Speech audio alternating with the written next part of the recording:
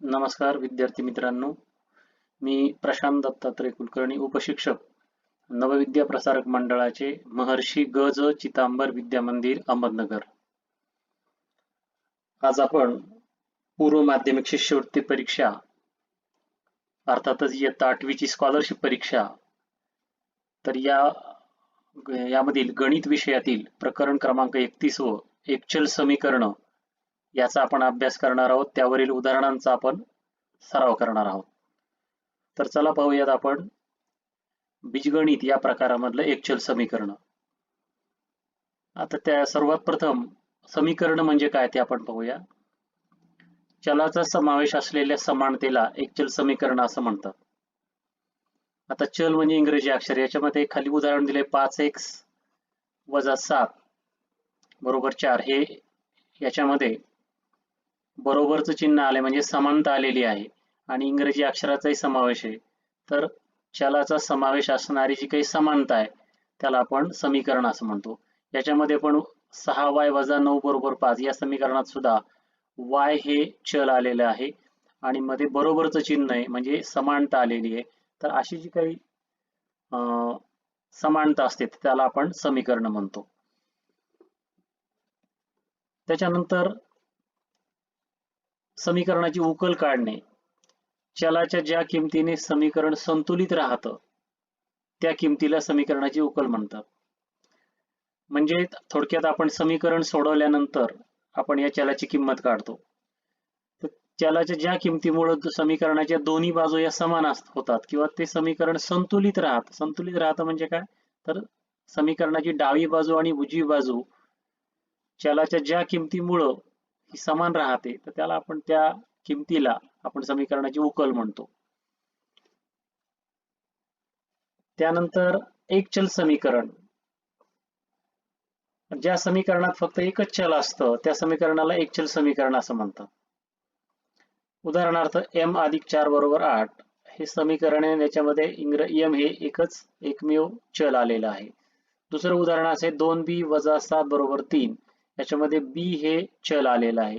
तर असं एकच चल असणारं जे काही समीकरण आहे तर त्याला आपण एकचल समीकरण म्हणतो.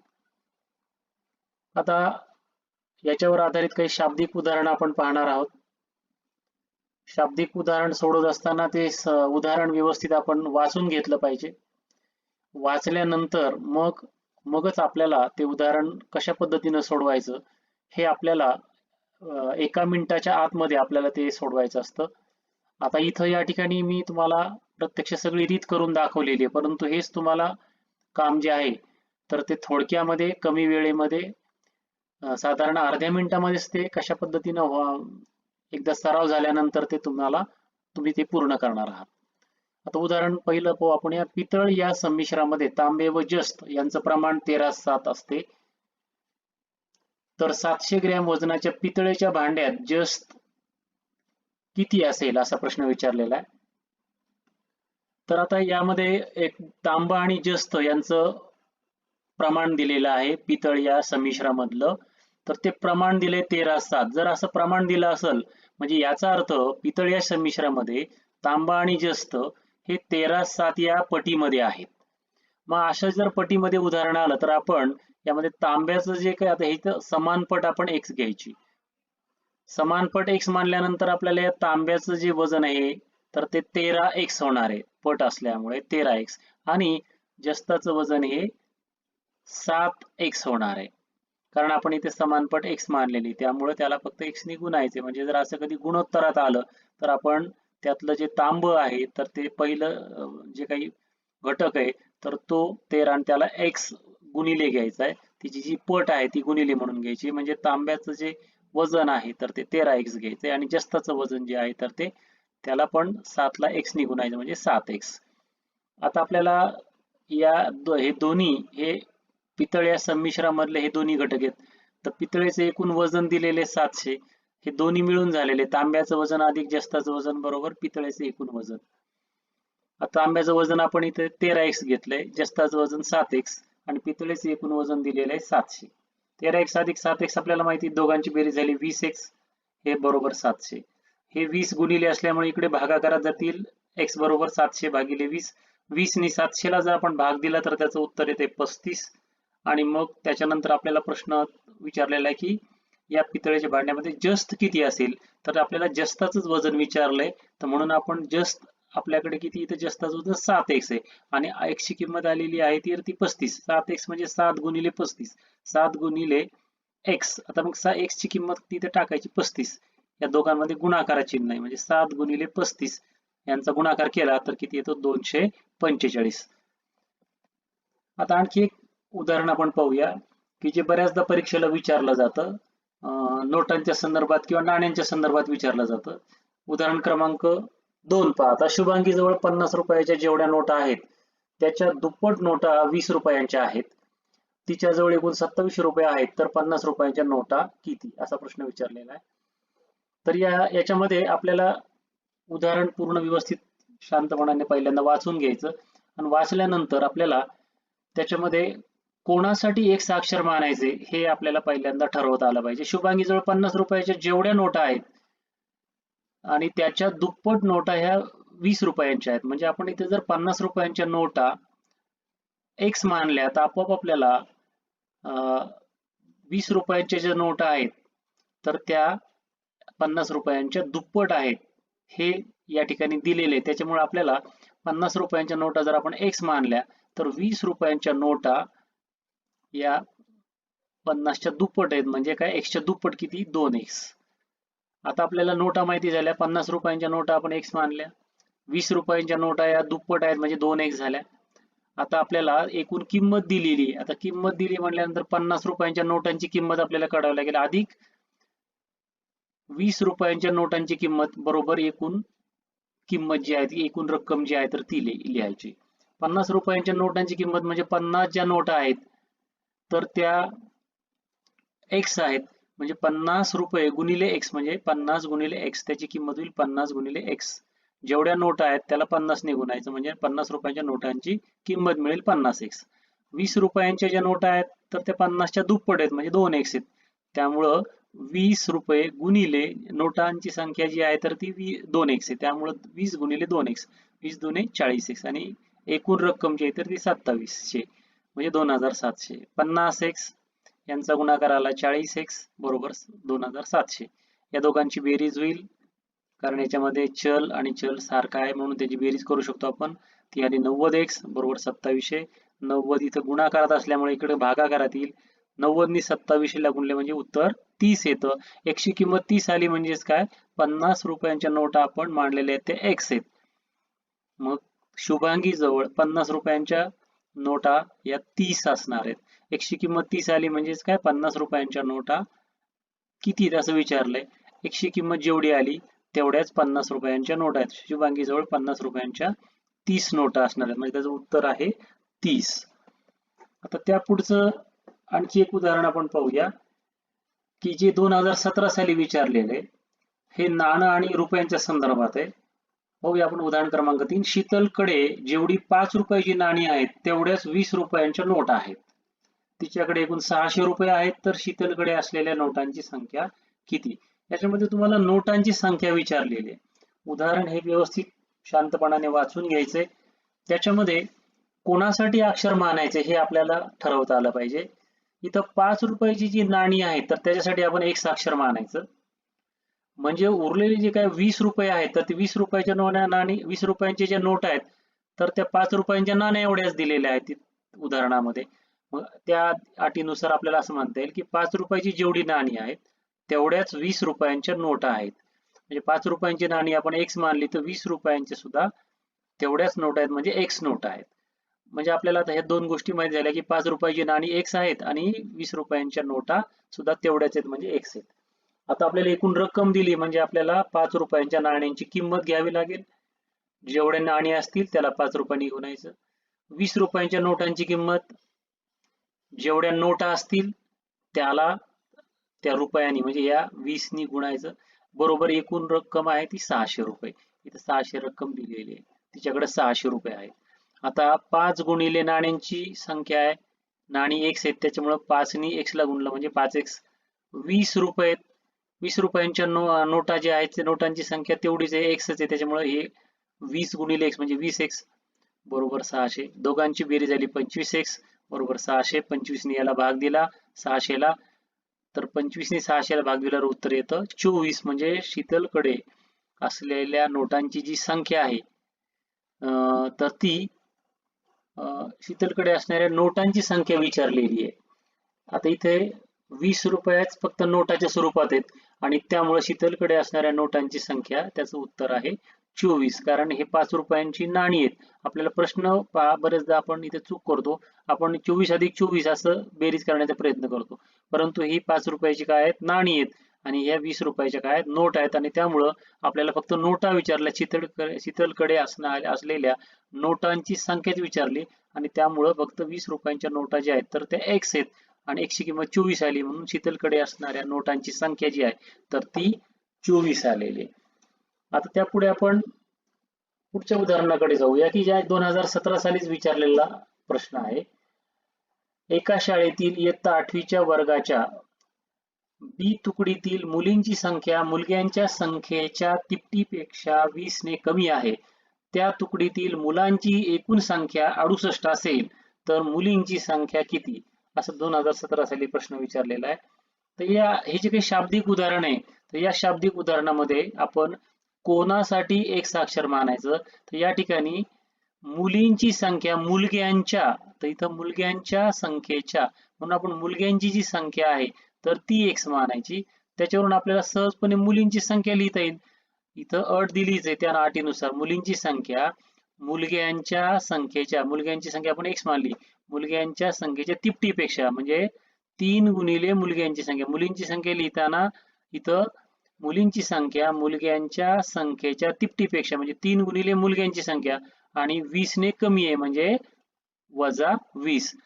आता मुलग्यांची संख्या आपण x मानली, मुलींची संख्या मुलग्यांच्या संख्येच्या तिपटीपेक्षा, मुलग्यांच्या संख्येच्या 3 ने गुणलं आणि 20 ने कमी आहे म्हणून वजा 20 म्हणजे 3 गुणिले x वजा 20 म्हणजे 3x वजा 20. अशा पद्धतीने आपल्याला पहिल्यांदा हे अक्षर मानून घेतलं आपण. मुलग्यांसाठी आपण x अक्षर मानलं आणि मुलींची जी संख्या आहे तर ती मुलग्यांच्या संख्येच्या तिपटीपेक्षा 20 न कमी आहे म्हणून मुलग्यांच्या संख्येला आपण 3 ने गुणलं म्हणजे 3 गुणिले x म्हणजे 3x आणि पुढे 20 ने कमी आहे त्यामुळं वजा 20. आता आपल्याला त्याच्यावरून समीकरण तयार करायचंय. पहा मुलग्यांची संख्या अधिक मुलींची संख्या बरोबर मुलांची एकूण संख्या. मुलांची एकूण संख्या त्या तुकडीमधली दिलेली आहे तर ती 68 आहे. आपण मुलग्यांची संख्या x मानली आहे, मुलींची संख्या त्यांच्या अटीनुसार दिलेल्या अटीनुसार 3x वजा 20 आहेत. आता जे इंग्रजी अक्षर चल आहेत स्वरूपद आहे त्यांची बेरीज करायची 3x याच्या मागे सहगुणक नाही म्हणजे 1 घ्यायचा. 3x अधिक x 3x मध्ये x मिळवले म्हणजे 4x झाले. हे वजा 20 बरोबर 68. त्याच्यानंतर हे मायनस 20 जे आहेत वजा 20 आहेत तर ते उजव्या बाजूला गेल्यानंतर बरोबर चिन्हाच्या उजव्या बाजूला गेल्यानंतर हे वजाचे अधिक होणार आहेत अधिक 20, मायनसचे प्लस होतील प्लस 20. आता 4x यांची बेरीज होईल 88. त्यानंतर हे 4 गुणाकारात असल्यामुळे इकडे भागाकारात जातील. 4 ने 88 ला भाग द्या उत्तर येईल 22. आणि आपल्याला विचारलेल्या प्रश्नामध्ये जे विचारले आहे ते मुलींची संख्या विचारली आणि मुलींची संख्या 3x वजा 20 आहे. आलेली x ची किंमत इथं टाकून द्या. 3 गुणिले 22 वजा 20, 22 त्रिक 66, 66 मधून 20 गेले म्हणजे 46. अशा पद्धतीने आपल्याला काही वेळेला मुलांची संख्या विचारतात, काही वेळेला मुलींची संख्या विचारतात. त्या दृष्टीने आपण उदाहरणात बारकाईने पाहायला पाहिजे. त्यानंतर पुढील प्रश्न पहा. हेही प्रश्न 2018 साली विचारलेला आहे, त्या पुढील एका वर्षी पण विचारलेला आहे. अशा पद्धतीचे पण प्रश्न परीक्षेला विचारतात. इथं तुम्हाला गुणोत्तराच्या स्वरूपामध्ये समीकरण हे दिलेलं आहे. जर 5x वजा 16 छेद 7x वजा 18 बरोबर 2/3 तर x बरोबर किती? ह्याच्यामध्ये x हे जे काही चल आहे त्याची किंमत आपल्याला काढायची. हे जरी गुणोत्तरात दिलं असेल 5x वजा 16 छेद 7x वजा 18 बरोबर 2/3, आपण इथं मध्ये बरोबर चिन्ह असेल तर आपण इथं तिरकस कात्रीचा गुणाकार आपल्याला करता येतो. या 3 नी 5x वजा 16 ला गुणा. हे तिरकस गुणाकार आपल्याला कधी करता येतो तर मध्ये बरोबरचं चिन्ह असेल तरच आपल्याला करता येतो. ह्या 3 नी 5x वजा 16 ला गुणा बरोबर या दोनांनी म्हणजे याचा अंश जो आहे 2 त्याने याच्या छेदाला गुणायचंय पहिल्या अपूर्णांकाच्या 7x वजा 18, 2 गुणिले 7x वजा 18. याप्रमाणे आपल्याला पहिली पायरी करायची. त्यानंतर या 3 आणि या दोन्ही पदांना गुणायचंय. त्यासाठी मुद्दाम आपण एक कंस केलेले त्याला चिन्ह आहे तसेच ठेवा. त्यानंतर इथं 2 नी 7x ला गुणा, बेसाती 14x वजा 2 नी 18 गुणा वजा 18 दुनी 36. त्यानंतर सर्व पद x ची पद एका बाजूला घ्या. 15x हे 14x आता उजवीकडून डावीकडे येत आहेत, त्यामुळे त्याचं चिन्ह बदलेल, वजा 14x होईल. त्यानंतर हे वजा 36 याचं चिन्ह आहे तसंच ठेवा. 36 वजा 36 हे वजा 48 उजव्या बाजूला गेल्यानंतर ते अधिक 48 होतील आणि मग यांना भिन्न चिन्ह यांची वजाबाकी होणार आहे. 15x मधून 14x गेले म्हणजे 1x, एक आपण लिहित नाही आणि चिन्ह मोठ्या संख्येचं द्यायचं अधिक. त्यानंतर यांना भिन्न चिन्ह म्हणजे यांची वजाबाकी होईल. 48 मधून 36 गेले म्हणजे 12 उरतात. अशा पद्धतीनं हे सोपं उदाहरण आहे आणि ते आपल्याला एका मिनिटाच्या आत म्हणजे अर्ध्या मिनिटापेक्षा कमी कालावधीत आपल्याला ते परीक्षेमध्ये सोडवता येतं. आता उदाहरण क्रमांक 6 पहा. आमेकडील 360 रुपये रकमेत 50 रुपयांच्या नोटांच्या दुप्पट 10 रुपयांच्या नोटा व 12 ने जास्त 5 रुपयांच्या नोटा आहेत. तर 50 तर त्याच्याकडे एकूण किती नोटा आहेत असं विचारलेलं आहे. 50 रुपयांच्या नोटा ज्या आहेत तर त्या आपण x मानायच्या. हे उदाहरणामध्ये आपल्याला व्यवस्थित आकलन झाल्यानंतर मग आपण समजायचं की कोणासाठी x अक्षर मानायचं, तर त्या 50 रुपयांच्या ज्या नोट आहेत त्या जर आपण x मानल्या तर आपोआप 10 रुपयांच्या ज्या नोटा आहेत तर त्या दुप्पट म्हणजे 50 रुपयाच्या दुप्पट आहेत म्हणजे 2x होतील. 50 रुपयांच्या नोटा आपण x मानल्या, 10 रुपयांच्या नोटा या 50 रुपयांच्या नोटाच्या दुप्पट आहे म्हणजे झाले 2x आणि 5 रुपयांच्या ज्या नोटा आहेत तर त्या 12 ने जास्त आहेत म्हणजे 50 रुपयांच्या ज्या नोटा आहेत संख्या त्याच्यापेक्षा 12 ने जास्त या 5 रुपयाच्या नोटा आहे म्हणून x अधिक 12. तर हे अक्षर आपल्याला मानता आले तर आपल्याला पुढचं जे आहे तर ते सोडवता येतं आणि ही जी अक्षर आहेत ही बराबर आपल्याला मांडून आपल्याला कमीत कमी वेळेमध्ये ते सोडवायचं असतं. एवढं रीत वगैरे करण्याची आवश्यकता नसते. आपल्याला जिथं आपल्याला कच्चं काम करायचं तिथं आपल्याला हे पटापट अक्षर मांडून आपल्याला समीकरण तयार करून ते सोडून लगेच उत्तर काढायचं असतं. आता इथं आपल्याला त्यांनी एकूण रक्कमच दिली आहे परत, मग आपण परत 50 रुपयांच्या नोटांची किंमत अधिक 10 रुपयांच्या नोटांची किंमत अधिक 5 रुपयांच्या नोटांची किंमत बरोबर एकूण रक्कम जी दिली आहे ती 360 रुपये दिली. आता इथं 50 रुपये आणि त्याच्या नोटांची संख्या x आहे त्याच्यामुळे यांची किंमत होईल 50 गुणिले x. त्यानंतर 10 रुपयांच्या ज्या नोटांची संख्या आहे ती 2x आहे त्यामुळे याला 10 गुणिले 2x आणि 5 रुपयांच्या नोटांची जी किंमत आहे तर ती काढताना 5 गुणिले जेवढ्या नोट आहेत इथं कंसामध्ये टाका कारण हे द्विपदी आहे त्यामुळे आपण याला कंसात टाकलं x अधिक 12 बरोबर 360.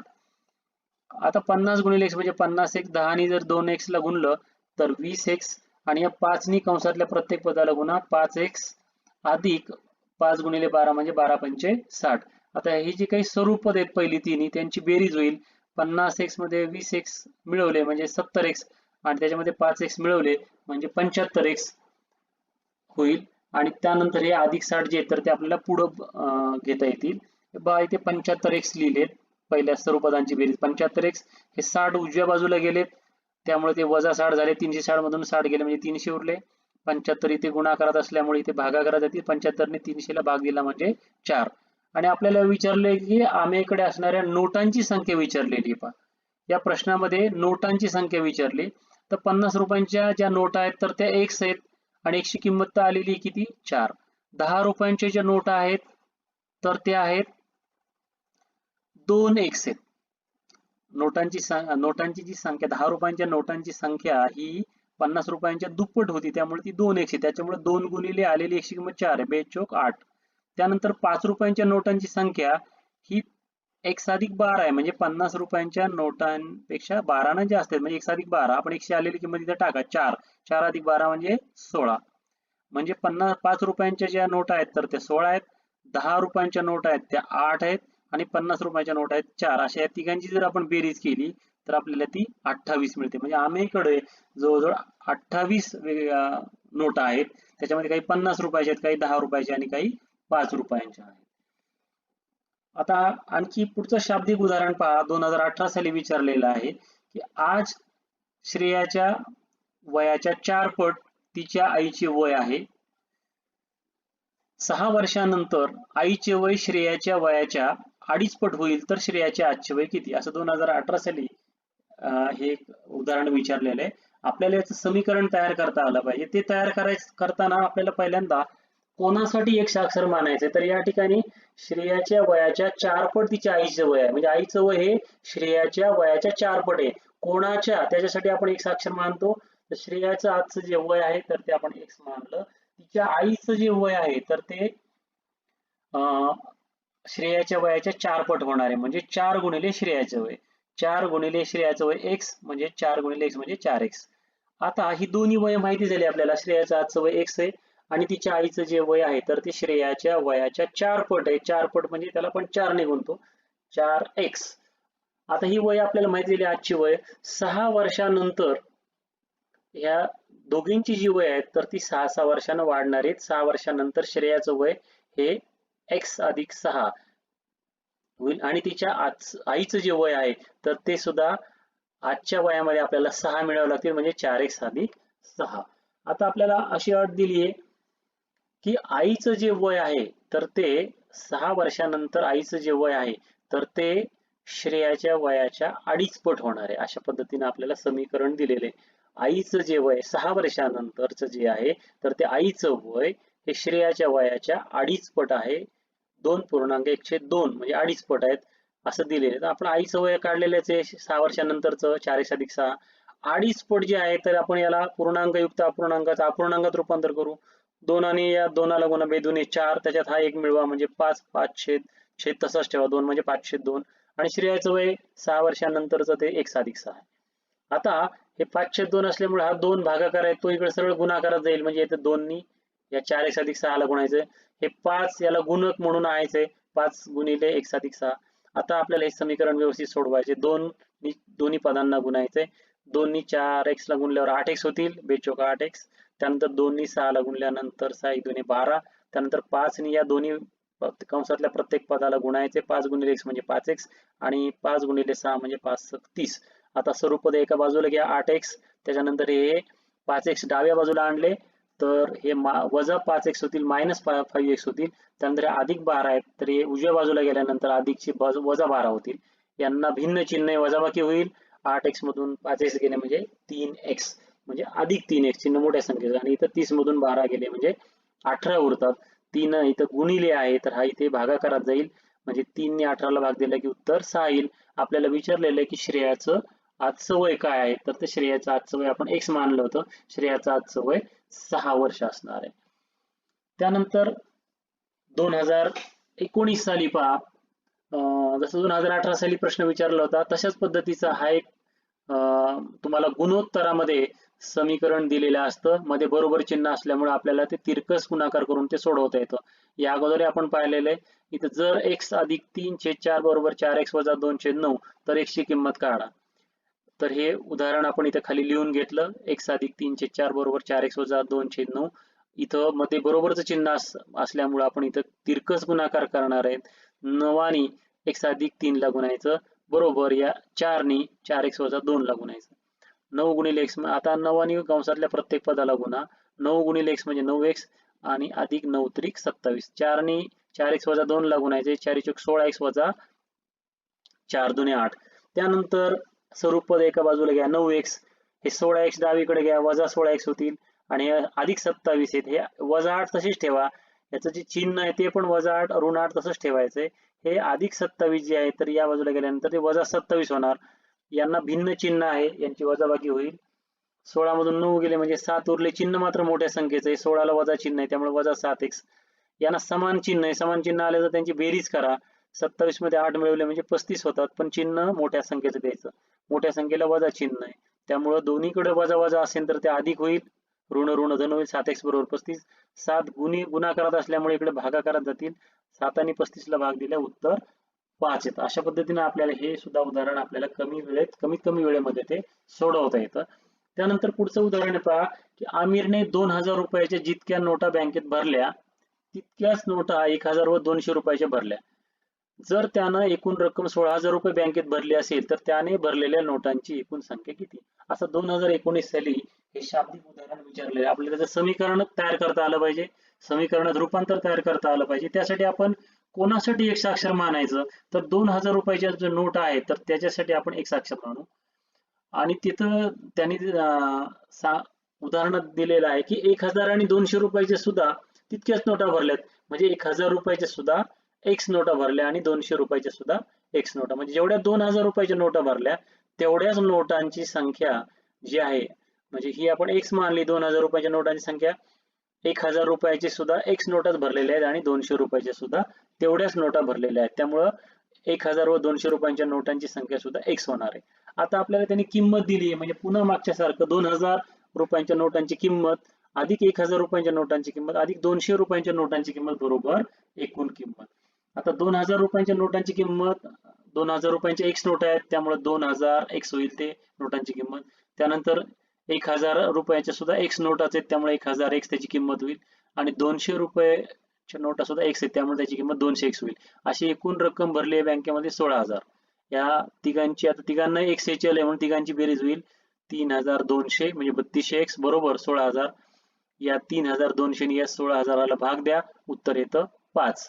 म्हणजे आपल्याला विचारलेले आहे की बँकेत भरलेल्या नोटांची संख्या किती. 2000 रुपयांच्या ज्या नोटा आहेत तर त्या बँकेत भरल्यात, 1000 रुपयाच्या नोटा बँकेत भरल्यात आणि 200 रुपयांच्या नोटा. तर 2000 रुपयांच्या नोटा ज्या आपण त्या एक्स मानलेल्या आहेत, 1000 रुपयाच्या सुद्धा तेवढ्याच आहेत आणि 200 रुपयाच्या सुद्धा तेवढ्यात. म्हणजेच 5, 2000 रुपयाच्या नोटा 5, 1000 रुपयाच्या नोटा सुद्धा 5 आणि 200 रुपयाच्या सुद्धा 5, असे 5 त्रिक 15 म्हणजे एकूण 15 नोटा या बँकेमध्ये भरलेल्या आहेत. त्यापुढील उदाहरण पहा, 2020 साली विचारलेलं आहे आणि या अगोदरही आपण असं एक उदाहरण पाहिलेलं आहे की एका शाळेतील इयत्ता 8वीच्या मुलांची संख्या मुलींच्या संख्येच्या दुपटीपेक्षा 10 कमी आहे. त्या वर्गातील एकूण संख्या 71 असेल तर मुलांची संख्या किती. तर यामध्ये मागच्या प्रमाणे सांगितल्याप्रमाणे मुलांची संख्या मुलींच्या संख्येच्या कोणाच्या तर मुलींच्या, तर म्हणून आपण मुलींची संख्या एक्स मानायची.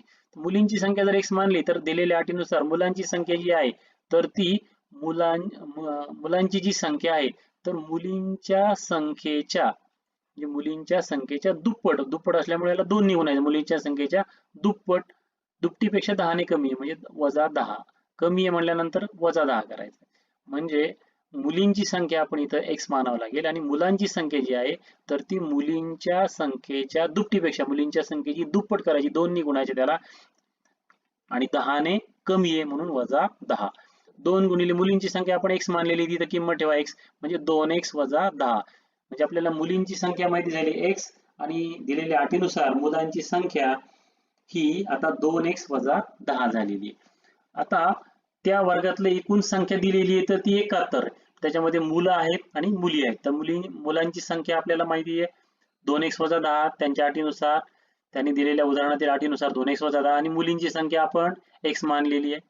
अशी एकूण संख्या 71. आता याच्यामध्ये कंस काढून टाका. कंस काढून टाकल्यानंतर हे 2x - 10 हे अधिक x बरोबर 71, हे 2x आणि हे 1x यांची बेरीज, हे जवळजवळ घ्या सर्व पद आणि हे -10 पुढे घ्या अधिक 10. या दोघांची बेरीज होईल. इथं 1 आहे सहगुणक त्यामुळे 3x बरोबर 81. या 3 गुणिले असल्यामुळे भागिले होईल आणि याची किंमत 100 किंमत येईल. या 3 ने 81 ला भाग दिल्यावर 27. आपल्याला या उदाहरणात विचारले की मुलांची संख्या किती. तर मुलांची संख्या त्यांनी दिलेल्या अटीनुसार 2x - 10 आहे. 2 तसंच ठेवा. इथं गुणाकारात चिन्ह आहे, गुणिले 100 किंमत आलेली जी आहे तर ती इथं 27 किंमत ठेवा. -10, 27 दुने 54 होतात, -10, 54 मधून 10 गेले म्हणजे 44. अशा पद्धतीनं आपल्याला मुलांची संख्या काढता येते. त्यानंतर 2020 साली नोटांच्या संदर्भातला एक प्रश्न विचारला आहे की करणकडे 20 रुपयाच्या जेवढ्या नोटा आहेत तेवढ्याच 50 रुपयांच्या नोटा आहेत. त्याच्याकडे एकूण 4900 रुपये आहेत. तर त्याच्याकडे असलेल्या नोटांची संख्या किती. म्हणजे इथं या ठिकाणी नोटांची संख्या त्यांनी विचारलेली आहे. तर आपण 20 रुपयांच्या नोटा एक्स मानू आणि 50 रुपयाचे सुद्धा तेवढेच नोट आहेत त्यामुळं दिलेल्या अटीनुसार 50 रुपयांच्या नोटा सुद्धा एक्स होतील. आता आपल्याला किंमत दिली आहे 4900, म्हणजे 20 रुपयांच्या नोटांची किंमत अधिक 50 रुपयांच्या नोटांची किंमत बरोबर एकूण रक्कम. आता 20 रुपयांच्या ज्या नोट आहेत त्या एक्स आहे त्यामुळे त्याची किंमत होईल 20x. 50 रुपयांच्या नोटांची किंमत होईल 50x बरोबर 4900. या दोघांची बेरीज झाली 70x बरोबर 4900.